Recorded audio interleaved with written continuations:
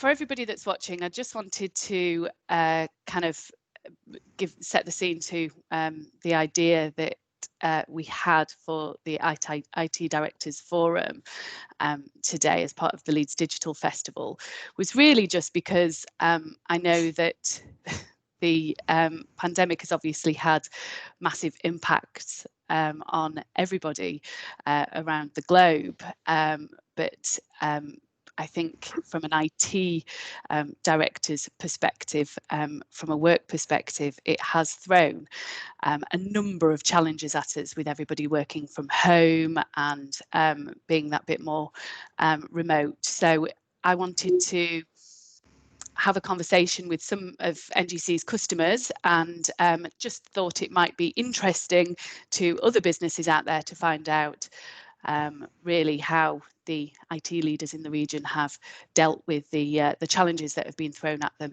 as a result of the pandemic. So just need to let you know that this meeting is being recorded. So if you would like a copy of it, please do let me know. So to start with, so I wanted to just kind of say really that obviously before COVID hit, way before COVID hit, technology was completely ready for a situation like this with a remote workforce around the globe. But it's fair to say that adoption had been pretty slow.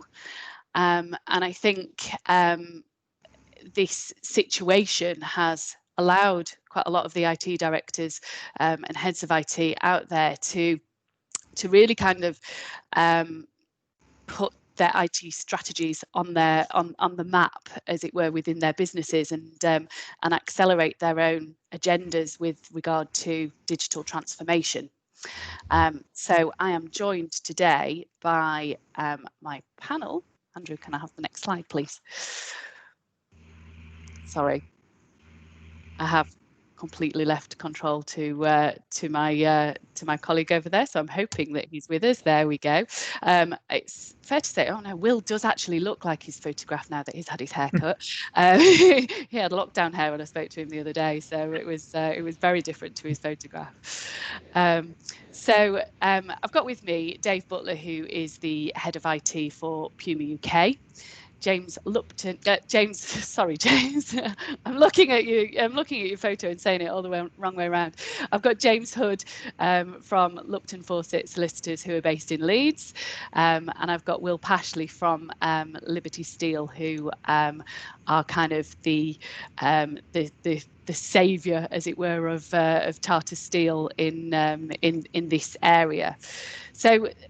These businesses, to most people within this region, are already quite well known. Obviously, Puma doesn't really need an introduction. Everybody knows who Puma are.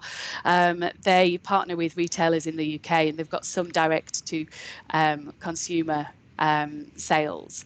Puma have been a customer of NGC's for as long as I care to remember. I think probably 11 or 12 years, and they procure a Swix IP telephony platform from us and some voice and data connectivity into all of their UK sites and stores, and some mobile phones as well. Lupton Fawcett are a recognised leading law firm within Yorkshire. They're top 200 UK law firm. They've got 3 sites in the Yorkshire area and a big ambitious growth strategy. And we provide a cloud-based Avaya solution for them, telephony platform, plus voice and data connectivity into all of their sites and all of their business mobiles.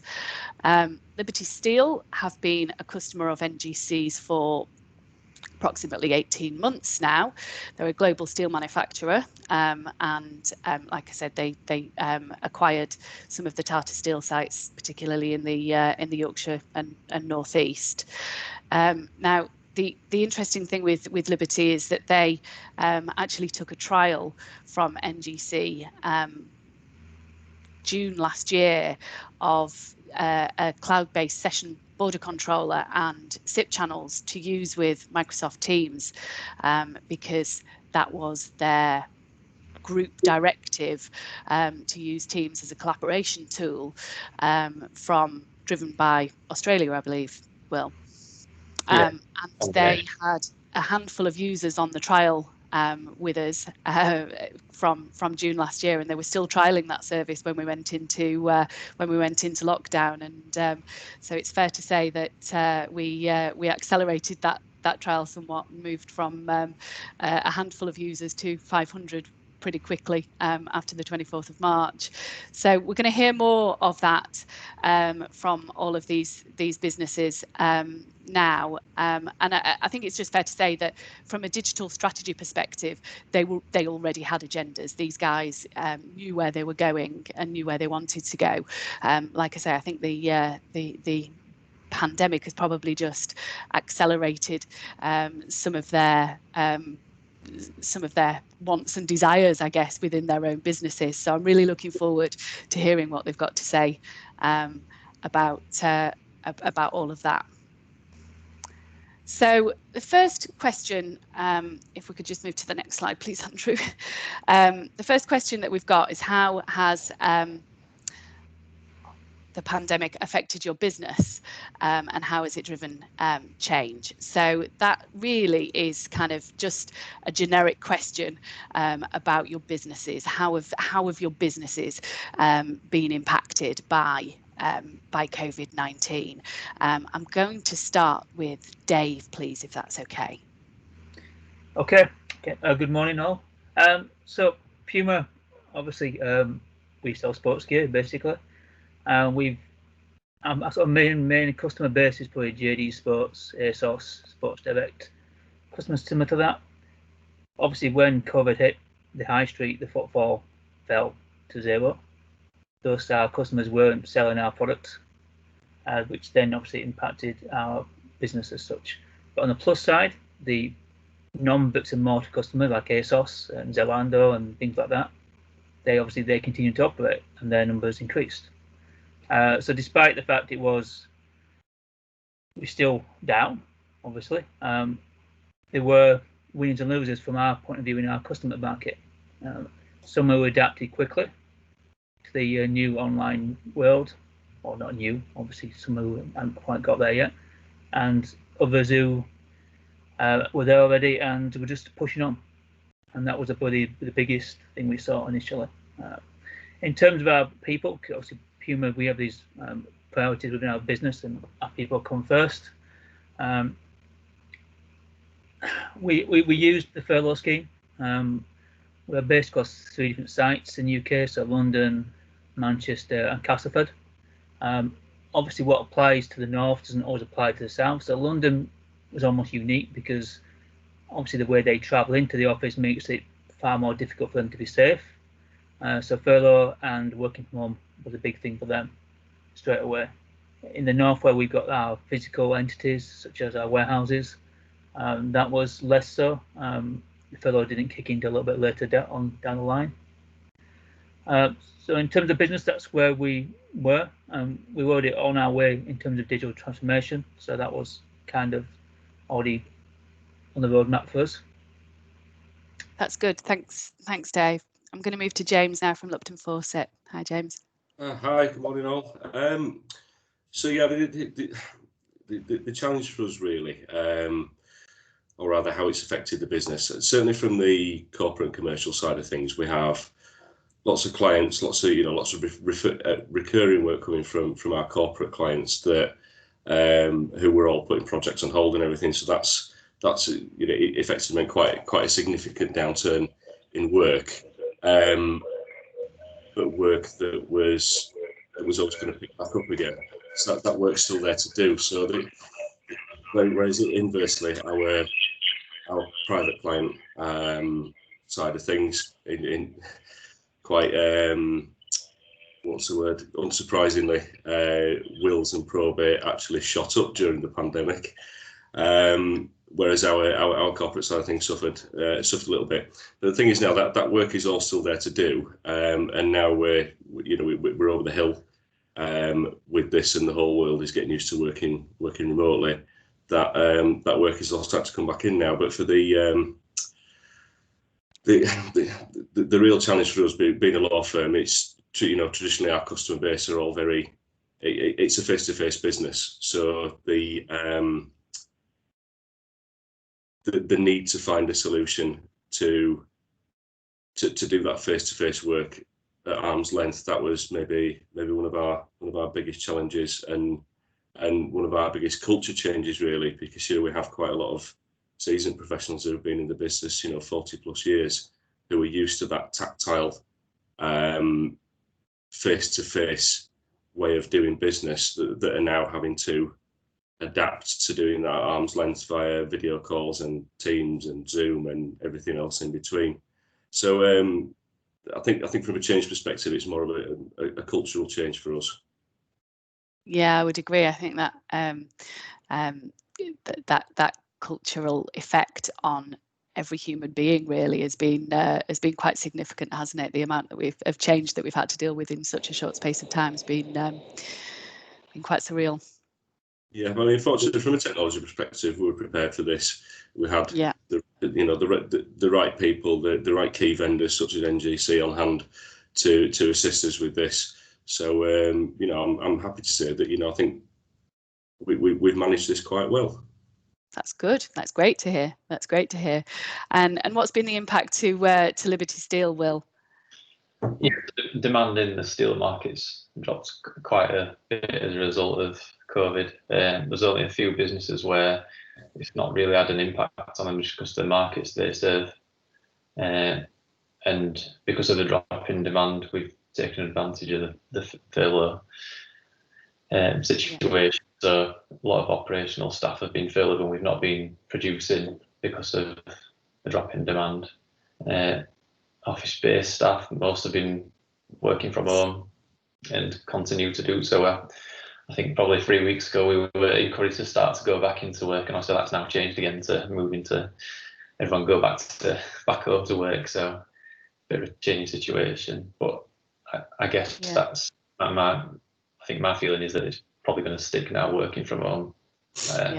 We've done assessments within our department about stuff like that, and 90% of people want to work from home now. So it's really? Yeah, wow. Yeah. So it's quite a big change. But luckily, I guess for us, we embarked on a Teams rollout before COVID hit, so we were quite well prepared from a collaboration and communication point of view. And what about that culture change within your business? Had everybody already embraced Teams as a tool, or was that a bit of a challenge? Yeah, well, we used Skype before Teams, so people were kind of used to that tool. But obviously, Teams takes it a step further, doesn't it? So yeah, it has been difficult for people to get their heads around what Teams about. So there's been we've had to communicate quite a lot and all training sessions, and so people know what you can do with Teams. It's quite powerful. It's not just a communication platform, is it? It's a collaboration platform now. Absolutely. So yeah, people appreciate it a lot more now than they did before, because obviously it's helped them continue to work regardless of where they are. Yeah, of course. And that new directive to work from home again, I imagine that's probably had another impact on people, where people thought we were kind of getting back to some sort of normality and they were allowed to come into the office. So kind of they've been thrown back into that situation that we were in March. And I don't know about you guys, but actually video conferencing was quite exciting in March and April. I think everybody just kind of got a little bit bored of it and wanted to have some physical meetings. So yeah, it's another bit of a drawback that we've got to go back into this virtual meeting scenario where we can't have anything physically in a meeting room. But like you say, we've got the technology, so we'll go with it. Good. So the next question that I have, a generic question, we are going to be taking Q&A from the participants, by the way. So if you do want to just bob any questions that you might have into the chat box, the meeting chat, and just my colleague Vicky will pick up on some of those questions at the end, and you'll be able to ask questions directly of these guys if they don't deal with your specific questions during the next couple of slides. So I guess kind of that leads us into the specific technology challenges rather. Sorry. I spoke to all three of you individually before we had this session, and I said, you know, what was the biggest challenge when you first went into lockdown? And you all kind of said, well, we didn't have enough laptops for people to be able to work from home, so it was there was shortage of supply everywhere of laptops and headsets, and it was that challenge of how do we physically allow these people to work from home. Will, your situation was probably slightly different because you had more people that were on furlough. I don't know kind of what percentage everybody had on furlough, but I know that you all said you were in a situation. We had that here at NGC as well, where we just had to say to people, just take your desktop and your monitors and you know, just work from home as best you can with what we've got. So then we ended up with a situation where, oh, I've got a little bit of feedback somewhere. We ended up with a situation where we were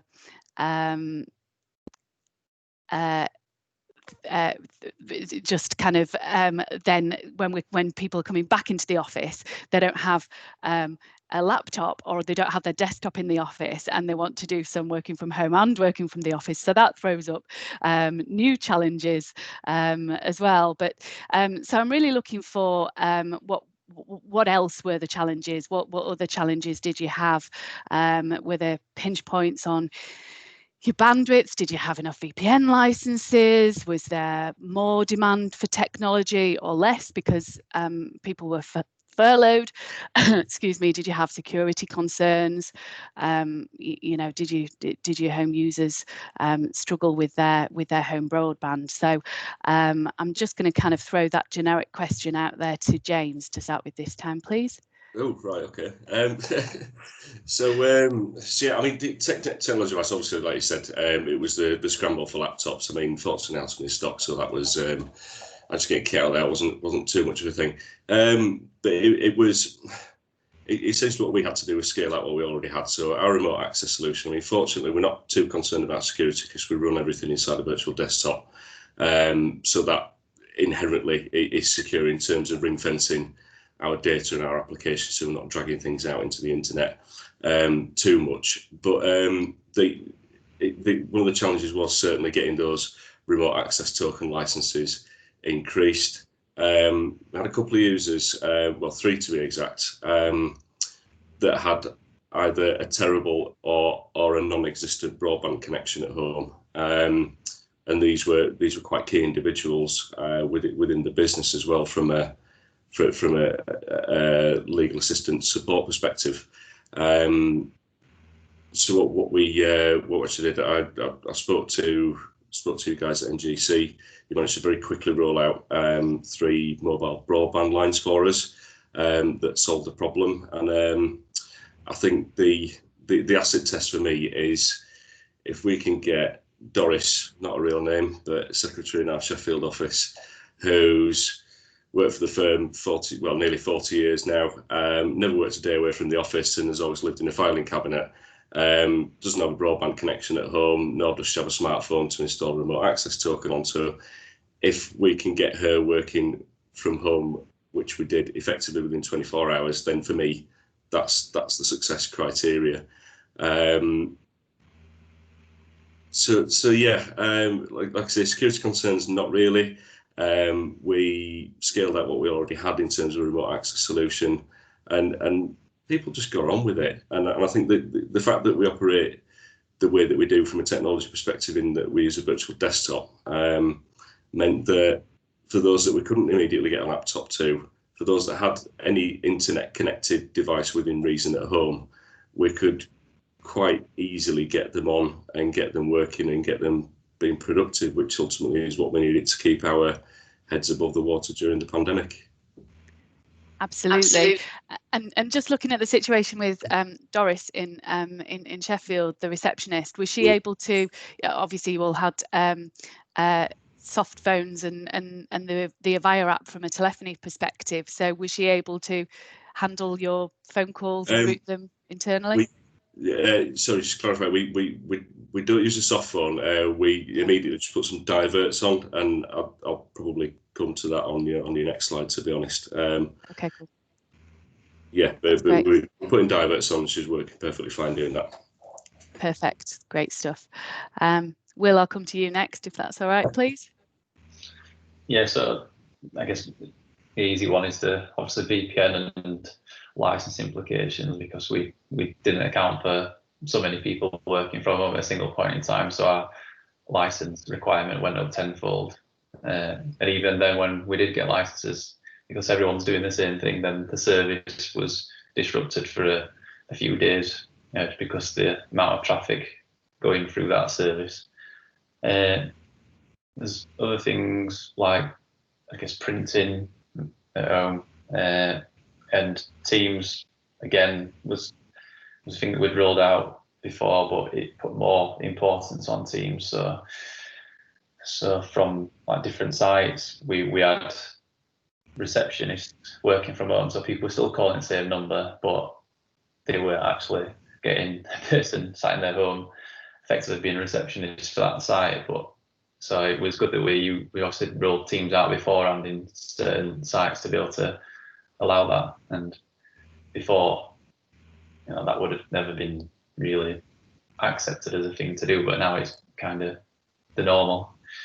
So we've used, Teams has played a massive part in being able to serve the business, and certainly before lockdown, it was difficult to sell technology in some cases to the business, whereas now it's become quite easy because they can see that IT is an enabler to allow us to continue to work. Absolutely, it's been the one thing that's underpinned everything and enabled us to carry on, hopefully, which is good. Am I right in thinking that you had 10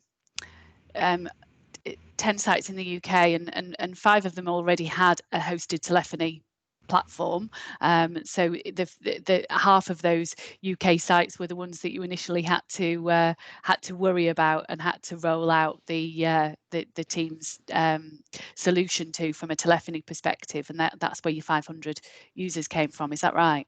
Yeah, so we've completed the rollout for about half of the sites now. Initially, it was last year we'd started the rollout, and we'd rolled Teams out from a client point of view a year ago. So people, by the time we got to the pandemic, people were used to using Teams anyway, but it was just rolling out the extra functionality to be able to take calls within Teams and make calls externally. That was the new thing that we were pushing out to people, and in operational areas, which is a lot more difficult than rolling out to office staff, because there's different challenges in those areas. Yeah, absolutely. One thing I know that is quite interesting to the audience at the moment, because obviously Teams is relatively, it's not new to the market from a telephony perspective, but it's new to adoption, if you like. People are actually starting to take the product seriously now from a telephony perspective. Did you have any kind of challenges, initial hurdles that you had to overcome, other than the kind of the obvious, I guess, user training issues? Yeah, the main issue, well, there were simple issues like people that had desktops, that when people call someone's got a desktop, it doesn't ring very loud. So therefore you have to think about, well, okay, what do we do in that scenario? And we ended up replacing their monitors with monitors that have got louder speakers, essentially. So just little things like that you don't necessarily think about, but it becomes apparent once you start rolling it out and piloting it. And operation is a lot more difficult, again, because they've got external ringers, and because they were on legacy platforms before, they're not necessarily compatible with Teams, so you have to spend quite a bit of time replacing them or putting something in between that so it works between a digital analog connection. And again, with operational stuff, it's not as easy as just swapping a number and saying this is your number, because there's multiple people using that communal phone, essentially, so it takes a lot more organisation and planning. So it's the operational challenges that takes the most time, and their priority is obviously making stuff, not worrying about how they're going to call people and that sort of thing. So absolutely, yeah, indeed. They need to just carry on and do their day job, and everything else just work. That's your job to worry about that, isn't it? right. Yeah. Good, brilliant. I'm coming to you now, Dave, please, if that's all right. Okay, yeah. So I think the guys have already said a lot of the points, but what we noticed a lot more was support, because obviously we're used to supporting remote people anyway. Work from home has been a common feature in Puma for a few years, but en masse, especially when new users weren't used to using laptops, we discovered a whole new set of challenges. And again, Teams, as brilliant as it is, if your PC's not playing up because you plugged it into your TV set and the sound's going somewhere else, the microphone's gone somewhere else, these challenges quickly get frustrating for the end user. They're not used to this, they're just used to sat at the desk with a desktop. So that proved one of the challenges. But I will say, I think you've all said anyway, that this has been a massive enabler. IT's enabled this to happen, enabled the future of the companies to keep on ticking over. Without this, most companies would have been very stuck indeed. It also is a great time to leverage investment in IT, because at the minute, no one says no to IT. Yeah. If they think it's going to benefit them in terms of this pandemic is not going away anywhere soon. So we're massively rolling out laptops across the board. Desktops probably won't be used anymore within our business, apart from that within our warehouses. So that's a big thing for us. I think we touched on before about, obviously, it's not just your desktop versus laptop. It's your 3 external monitors you have when you put in 3 Excels up there, and you work. You've got a dashboard of many screens you may have. Yeah. Replicating that en masse to everybody at home is kind of impossible.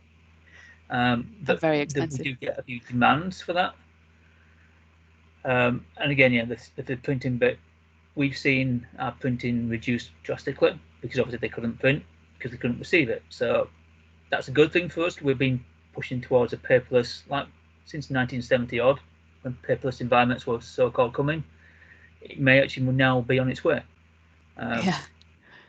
We have seen a little revert back to people when they're back in the office printing stuff again, but most people have got used to not printing, and that's a good thing.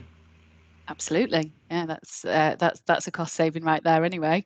I think just you're right on the investment side of things. I think businesses are ready now to invest in IT because they understand the benefits that they bring and how they enable us to carry on and do our day job.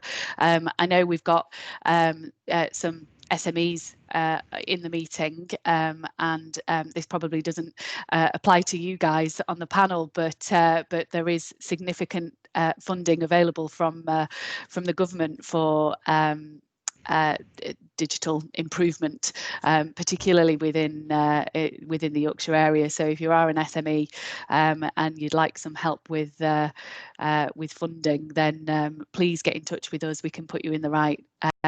We can put you in touch with the right people, because there's help there, and God knows we're going to pay for it for years from a tax perspective. So we should take advantage of some of the incentives that are out there right now.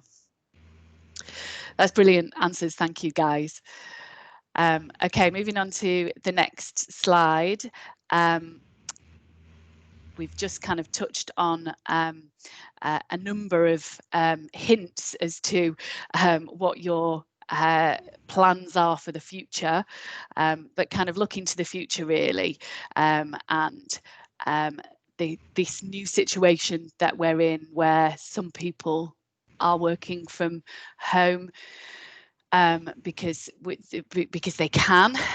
We've also got some people, I know this is definitely the case within NGC, where from a mental health perspective, those people actually struggle to work from home, and that office environment, albeit with reduced people to chat to, is something that they've been kind of craving. So we're trying to have a bit of a hybrid working scenario where we've got people on shifts coming into the office now and again to just assist with that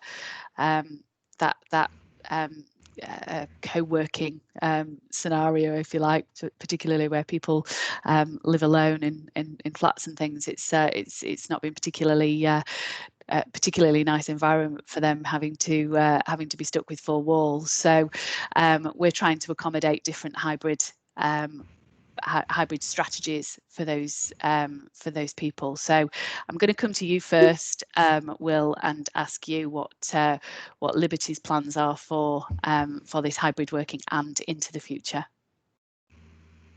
Yeah, so you just mentioned one there that's kind of not technology related, but technology can help people's mental health and well-being, and just making sure you keep in touch with people, and the people that live alone get a bit more attention, and that you're making sure they're okay. So I guess it's just using platform like Teams or whatever tools that your business decides to use from a mental health point of view, and promoting those.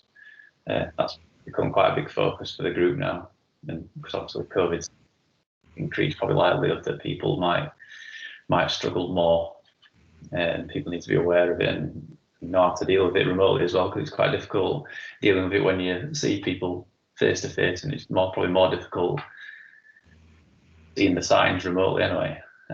So that's definitely something that I'm pushing.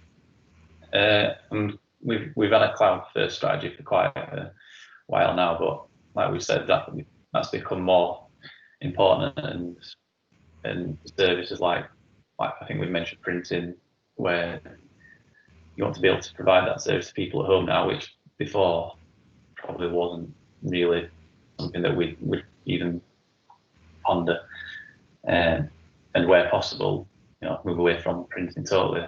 And then device provisioning. So at the moment we have to build devices on site. Really don't want to do that. I just want to get a laptop delivered to someone, they log in and it automatically provisions itself.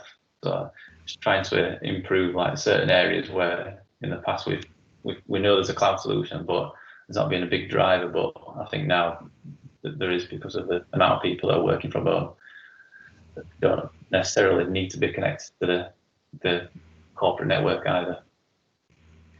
And again, Teams just continue the rollout of that, so people can call externally and finish that off over the next 12 months, and replace all those legacy voice solutions with Teams. Yeah, so just quickly touching on that that Teams element from a voice perspective, I know that you'll have 3,000 users in the UK using Teams voice for telephony by the time the whole rollout is finished. Do you expect to receive any feedback on limitations? Is there anything that Teams can't do from a telephony perspective? Do you have a roadmap of developing that? Well, I mean, it's been developed quite quickly by Microsoft, so there's things that we're starting to take advantage of, like auto attendance and call queues, which were there, but I think it's a lot easier to use those now. So we're using those for receptionists. So receptionist is not the first person that takes calls now. It's the auto attendant who takes the call within Teams, and then the caller decides who they need to get in touch with, and they can say a name and it'll automatically call that name. So there's no real need for human interaction in most cases. So it's utilising just new functionality that Teams delivers. And unfortunately, about 2 weeks ago, I think Azure UK South went down, which is where our session border control is hosted. So it's also looking at business continuity when the service does go down. And fortunately, the SIP trunks that NGC provide, we can do that. So we can divert calls from the Teams number to a mobile number or a different contact without the caller knowing. So it's just looking into the functionality that we know is there, but because we've been rapidly deploying Teams, we've not yet really had the time to invest in it. Yeah, I think a lot of people had that. Everybody's kind of had business continuity planning on their to-do list for a considerable amount of time, and that's all being rolled into this this new kind of strategy development, I guess, isn't it? And just make sure that unfortunately you had the disaster while you were in the middle of all of it, but thankfully we've managed to address it reasonably quickly for you, and that will serve you well moving forward into the kind of wider rollout, I guess, won't it? Yeah, definitely. Good. Dave, what's Puma's stance on the future? It will be agile. So agile is a term we tend to use a lot now. Not always the right meaning, but agile is what we're trying to do. Obviously, with 3 big locations, London, Manchester and Castleford, it kind of does depend on where we are. So our London office is back into work from home for everybody, sort of thing. Will we have a full footprint there going in the future? I don't honestly know. People have got used to working from home. I think the novelty part of working from home wore off quite quickly, and the reality kicked in what it really means. Some people adjusted, some people didn't really adjust. We did find that we do, on the mental health side, that we do check-ins as such. Even when we furlough people, we encourage them to join a weekly call just to check they're okay and have a catch up, just not about work specifically, just try and make sure everybody was coping okay. Probably the bigger thing we did in terms of our future is, I think I mentioned to you, Nikki, as Puma twice a year, we have a global internal launch of our product in Germany, where every Puma country sends people to Germany to look at the latest and greatest products. They took place in April and last month in September. Normally it's a massive 3,000-4,000 people turn up to our offices in Germany, look at the product, feel the product, touch the product, work out whether it's right for their market, etc. That couldn't happen this year, so Puma adapted very quickly indeed to turn that into a virtual event, and we rolled out very quickly some virtual technologies in terms of looking at shoes from every possible angle. Again, it's never going to be quite the same as touching it, and it will be interesting to see once this pandemic's all over, whether we revert back to what we were before, or we will find a balance. And I think we'll probably find a balance, because obviously the cost and the CO2 footprint alone probably is quite high. Yeah, and I think we're trying to go carbon neutral like most companies are. So I think that will be interesting to see what happens there. I was quite amazed, sorry, just to touch on that, I was quite amazed that you still managed to achieve that event in April at the same time that you were supposed to have it physically, virtually. So you've managed to kind of turn it around within a matter of weeks, haven't you? From knowing that we were going into lockdown and we weren't going to be able to physically have the event. So I think that's hats off to all the IT guys within Puma for pulling that off. I mean, it's interesting, like I said at the time, one of the big things that the presenters, because these guys are not professional, but present their product to these sort of massive audience physically. Yeah. They struggled a little bit with not having people to make eye contact with. So that was quite a different thing. So the virtual world is brilliant in many ways, but it's not the same. And that balance, some people need people to feed off, and if you haven't got that person to feed off, it can be, I'm just talking to a wall, I'm behind it in front of a green canvas, etc. So those are new challenges which we have to mentally get used to. Yeah, I understand, and obviously you're always planning a year ahead from a retail perspective. So your April would have been showcasing, am I right? Your kind of spring summer 2021. Yeah. So last month we did the autumn winter 2021. So that was Yeah, okay. So we're probably not going to understand the impact of whether people have really got that message and know that that product is right for the UK market, for example, until next year. Yeah, potentially not. Yeah, potentially not. I mean, that's it. It will be interesting to see what. I think we did get to the point where we're sending absolutely everybody and his dog to Germany just because they'd like a nice trip to Germany. So I think it will now correct itself, and it will go skinny for a while, I would imagine, for the next few years. Then we'll probably get fatter again, like people forget, move on. Yeah, indeed, absolutely. Sorry, I interrupted you there, I think. What's I going to say? So we'll put, I'll say, a minute we're continuing with our bubbles in our offices. Again, the north-south divide for us a little bit. London is a unique case for us because it's not feasible. It's not the right thing to send everybody in on the tubes. So that will be interesting to know when that happens. Now, obviously, I think the second wave is different to the first one. Obviously, when Boris announced the news last week, I expected the office to be empty the day after, but it wasn't. Some people then chose, well, I didn't actually like working from home, so I think I'll come into the office until I'm told I have to work from home. So I think we're getting a little bit of that this time. Yeah, I would agree. We're seeing that across a lot of our customers, and certainly our staff as well. I think people were starting to enjoy being kind of in that office environment. So I hope that we can maintain that sort of hybrid working scenario for a while at least. I mean, I say on the flip side, obviously we've got people physically need to be in the warehouse to pack. Of course. That can create its own little split a little bit. Yeah. So the world is changing in a way that them who can work from home can't want to or may not want to. The one guys in the will pack the boxes would love to work from home, but it's not an option they're ever going to get. Yeah, absolutely, indeed. Okay, last but not least, I'm going to come to James, please. Yeah, I mean this whole situation. I mean, I know they say every cloud has a silver lining. Well, for us, this really has. Immediately prior to COVID and the whole lockdown situation, we were on the brink of trialing an agile working arrangement with our colleagues, and I don't just mean like the ad hoc work from home on the odd day or whatever. I'm talking about a formalised contractual flexible agile working agreement, and the idea of that was to pilot maybe 20-25 people, volunteers. And then provide feedback afterwards. And then all of a sudden lockdown hit us and we were forced into doing that anyway.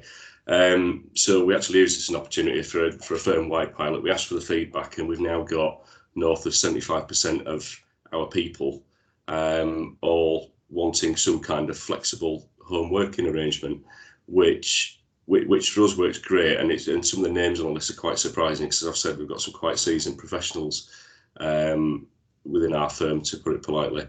And the kind of people where if this was a voluntary situation, they would have resisted it at all costs. Whereas now they're embracing that. They've realised that they can be just as productive, if not more productive, working at arm's length. And that's come at quite a good time when we're looking at expensive office space. How much do we actually need? We already knew we were using too much. So there's potential plans to cut that down, but now we've got, like I say, 3/4 of our people wanting a flexible home working arrangement. Then we have the opportunity to really push that down at a very granular level as to how much space we need. And when you've got, for most businesses, your property costs are second only to your people costs. That's not an insignificant figure in terms of costs and overhead savings. But then also, we've got a situation now, certainly in legal, where historically we've been quite a cloud adverse industry. There's historically a lot of red flags in legal surrounding things like data sovereignty, confidentiality of data. That combined with the old guard who is not on a box with a flashing light so they can see and touch, then it might as well not exist. That's all being weeded out now, so we're in a much better place where certainly us as a firm, we are predominantly on premise with everything. We have some very good core technologies that form our core infrastructure, but that's gradually depreciating in value, and I would hope that by the time we get to the point where that's not depreciated, we're either in the cloud or certainly well on our way with our mission critical functions and our mission critical workloads. I think the icing on the cake for us to support this, and I know Will, you're already paving the way with this, but is an Avaya integration with Teams that would effectively liberate people entirely from the desks. Because yes, we have diverts in at the moment. It kind of works, it does the job, but it's not a permanent solution. And I think that seamless integration on a single pane of glass with technology that people are using, that people are now familiar with, that to buy products and be forced to use it or whatever. But it's then taking that, as I said before, that traditional face-to-face pen and paper industry into the 21st century, and actually getting more productivity out of people by allowing them to be flexible, but at the same time, in a competitive job market, is attracting and retaining the right talent. There are still a few challenges, and I think I don't know how many of the law firms have got on here. I know my good friend Dan from Clarion's on, who I'm going to give a shout out to because he's been provoking me via email for the past 10 minutes. Smile more. Certainly there's some regulatory requirements that we have to look at, and we have to take into quite heavy consideration. The big one being supervision. So this is supervision of junior lawyers, or whatever we're allowed to call them this week, and how that works at arm's length, how that works in agile environments. So there's not just cultural things, but there's regulatory things for us to look forward, for us to be looking at, and like I said, taking into serious consideration. But certainly moving forward, as I think we've already all said, this situation is going to go away. Coronavirus isn't going to go away. So we, as technologists, we need to be able to adapt to it and provide the right solutions that stick within the guidelines that keep businesses running, business as usual running as much as possible, but at the same time ensuring that we're sitting with all our regulatory requirements surrounding our people and how we do business. Fabulous. Thanks, James, and thanks to all of our panel for your wonderful answers to those questions. I've certainly found it interesting chatting to you about the different challenges that you've had. I am sure that our audience probably have some questions, unless they're shy.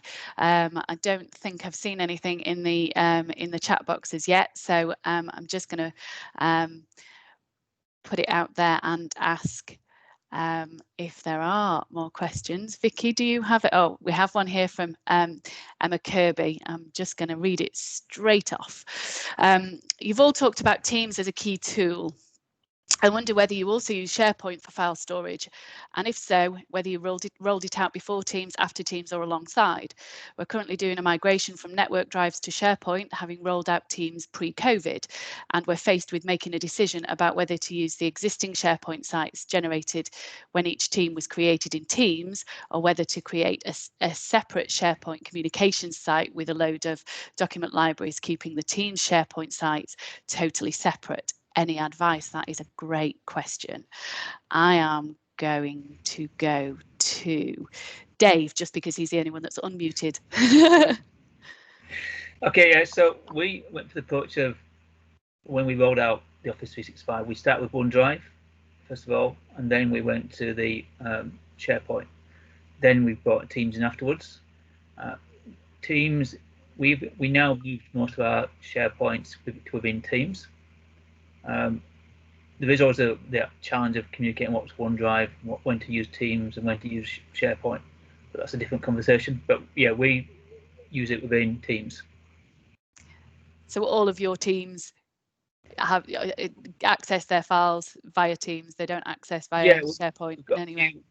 Yeah, we've got a few on-premise servers still, network drives, but the majority we've moved away from. You get obviously it's only as good as your connection to the internet. So you do have to be careful what you put up there. Our marketing team tend to fill up the SharePoint quite quickly within Teams, so constantly extending it. But yeah, we do that. Sounds good. Sounds good. Will, James, I don't know if one of you wants to unmute if you've got some comments on that. Will, thank you. Yeah, so it's quite a difficult one choosing between Teams and SharePoint, but we use SharePoint communication sites for like departmental sites where documents are fairly, you're not working on the document's approved, and that is templates. That document. Yeah, so when it becomes approved, we use a SharePoint site, and we use Teams backed up by SharePoint, because obviously when you create a team site, you get a SharePoint with it as well for more collaborative working, sort of like projects, or I mean, we've got one for IT infrastructure where we talk about different things and we collaborate on different pieces of work, and then once we've got a formal document like a procedure or whatever, we then formalize that by putting it on the IT communication SharePoint site. So I guess you just got to figure out what you're trying to use or trying to do. What is the requirement? But it is getting a bit woolly between when to use SharePoint and Teams now. It is a bit more of a difficult decision to make, especially when you use Teams, because then people say, well, why are you telling me to use SharePoint when last week you were telling me to use Teams? Yeah, absolutely. I think we've got that same challenge within NGC actually. Yeah, what's the directive? But I think you hit the nail on the head there, Will. I think SharePoint sites for a document library, a knowledge base, as it were, and Teams for the use of files probably seems sensible. But yeah, that grey area is always going to be there, I think, isn't it? I'm going to move on to some more questions, and I'm going to ask Vicky to help out here, because there's quite a few questions that have come in. So Vicky, could you shout one of them out, please? No, I've lost Vicky. Okay, I'm just going to quickly. Sorry, Nick, I'm here. Oh, there you are. Vicky, can you read one of the questions, please? No worries. There's one here from Amrita. We've seen a huge rise in cyber security threats during the pandemic. Has this been a concern for your organisation, and how have you mitigated this? So, Dave, do you want to? Yeah, okay, I can go first. Yeah, so Puma for quite a while now have been doing these compulsory learning courses within our intranet. Again, we're going to great lengths to make sure our users are educated on what about security, from clicking on a scam email to a text to WhatsApp to whatever else. It's a good one. You really do need to ram this home, because if people just do what they always did, you're going to get hit at some point. And we've done a lot. Seen a part of the KPI and their bonus targets, etc. So they must complete these types of online courses we do for them. Great, thanks. And James, do you want to add to that one? Yeah, I mean, for us, because of the nature of our business, we information security and more generally cybersecurity is definitely in the top 3 of our list of priorities. And we have seen this increase in cyber threats, but fortunately, we are Livetis. We're very proactive from a cybersecurity perspective. We've held Cyber Essentials Plus accreditation for 5 years now, but the way our infrastructure and our systems and access to those systems is designed is taking our infosec and cybersecurity strategies into account. So I don't want to say it's not been a concern, because clearly it has, but I think in terms of mitigating those risks, we've already quite proactively done that in terms of the stuff that we deploy on both on our perimeter and on our line of business applications to reduce the likelihood of an attack being successful as much as possible. Great, thanks, James. What I'm going to do is dive into a couple more questions, because we've got quite a few that have popped up now. So the next one is, were there some parts of your organisation for which after COVID was almost business as usual? Will, do you want to answer that one? No, I think pretty much every business it's changed. From an operational point of view, not so much, but from an office staff point of view, it has changed, and all right, people have started to go back to the office, but there's still a lot of people that wish to work from home, and they're still working from home. So depending on which area you're looking at in terms of business, it has changed one half, and the other half it's probably not changed much at all. Because I think Dave alluded to it before, you've got people that production staff that need to be on site physically to do their role, and that's never going to change. Okay, Dave, have you got anything to add to that? Yeah, I think it's a delicate one, because I mean, one person's fear is not the same as another person's fear, and again, we try and put our people first, and some people really are petrified to come back to work. Some people are just, it's nothing, I'll continue as normal. Enforcing rules where 2 meter distancing is not easy when you try to load pallets into racks and stuff. So yeah, I mean, it's a difficult one. Nothing's the same anymore. Everything's changed a little bit, even selling to our customers. The rules, obviously, with COVID make it difficult. Some are still happy to come into the office, some are not. Again, it just varies. I mean, you really got to put people first on this one. Yeah, okay. And this one's quite a good one, actually, to kind of, as we start to wrap things up. Now we understand more of what to expect, you know, the regular lockdowns, more working from home. What will be the top of your list for strategic planning and investment for 2021? James, can you answer that one to start with, please? Yes. So, I mean, in terms of business as usual, I think the question has to be, what is business as usual now? And for us, that is very much a blend of office and home working. So, as I've said, to get to where we are now, we've essentially extended or scaled up what we already had. And I think the investment now is to underpin that, to ensure that the benefit we get now from a very resilient and very secure IT working environment remains so, and in doing it, and I think to achieve that, our Achilles heel, as it were, as we found last week from a power cut on our main site in Leeds, is getting that on-prem, off-prem into the cloud, and that's certainly where my strategic focus is going to be for the next 12 to 24 months. We've seen firsthand, you know, how much we depend on tin on site, as it were.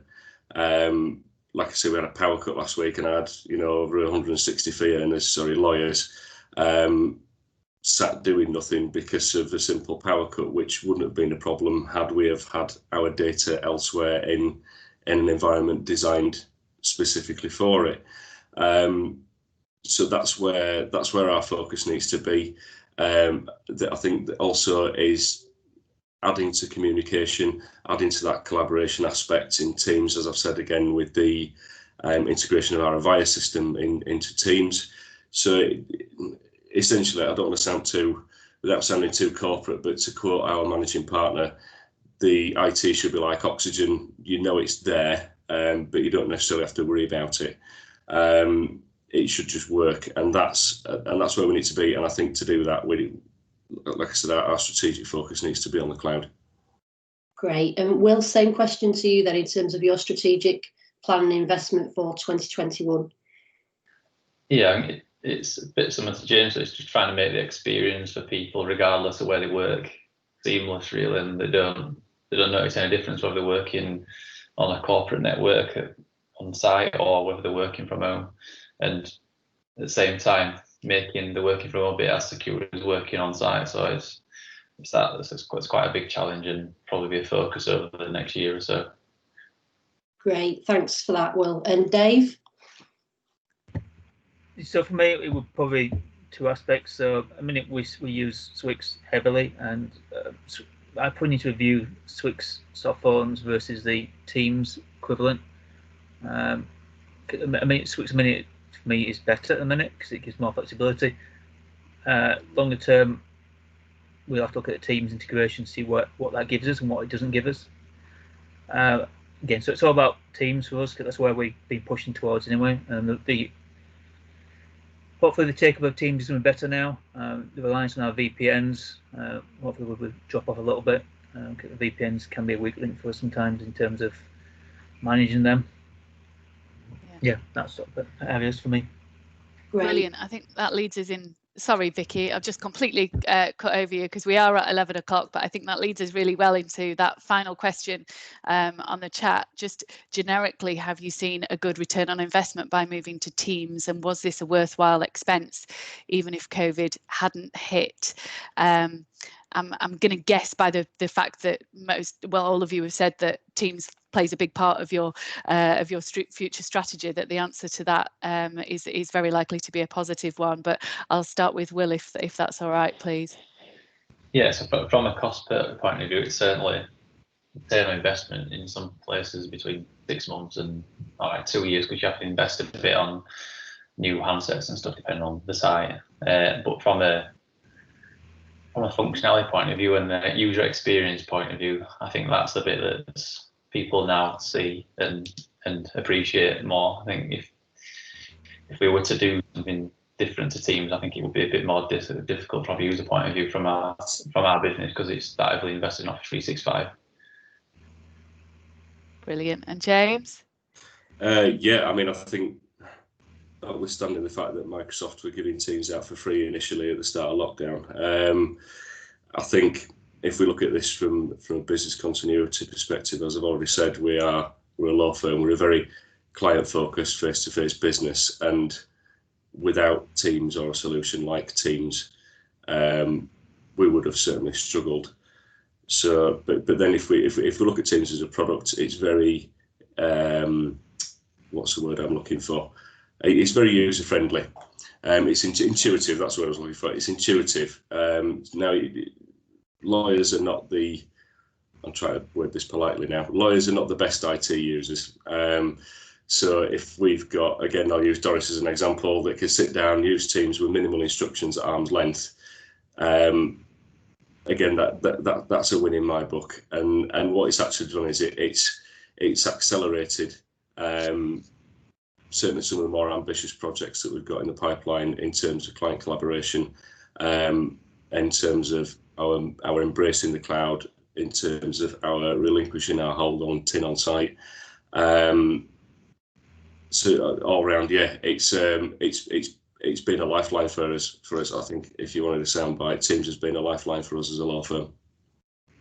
Fabulous, thanks, James. Finally, Dave. Yeah, so Teams, I mean, absolutely. We can exist without it now, and we've been on that road for a while now, and we can manage without it. I will say the point again. It's really important that you educate your users to use it properly. There's so many things in Teams and the surrounding Microsoft products, which if you know how to use them properly, it's brilliant. If you just get them to click on a link and muddle through, yeah, they'll do it, but it's probably best if you put the time and effort into make sure they know exactly how to use it. I mean, Teams and Microsoft, they get some bad press, but they've moved this product on a lot since, I mean, obviously they're playing catch up with Zoom to a point, but they've moved it on a lot in 3 or 4 months. And obviously that's probably enabled them as well to invest in their own product. Absolutely. So you can see it, yeah. So Teams, yeah, absolutely. I think that was a really good marketing ploy from them. Like James said, when we went into lockdown and they were giving it away for free, I think that was probably very sensible on their part. But yeah, there's been significant development, hasn't there, throughout this last 6 months or so. So we've certainly seen a massive uptake of customers wanting to integrate their various products into Team solutions. We've gone over time, so I just wanted to say thank you so much to my panel. Particular thanks to James Hood, because I know he is not feeling too great at the moment. When I spoke to him the other day, I actually thought he just needed to go to bed and sleep off some horrible germs that he's got. So I hope that you feel better soon, James, and Will and Dave as well.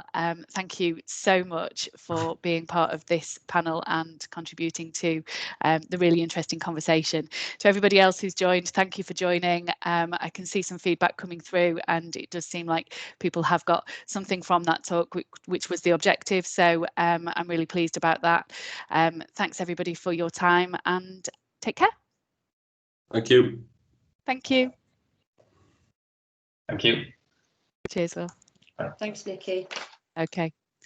If anybody is still on and they have any further questions, then please feel free to drop me an email or a message in this chat, and we can come back to you. Thanks, guys.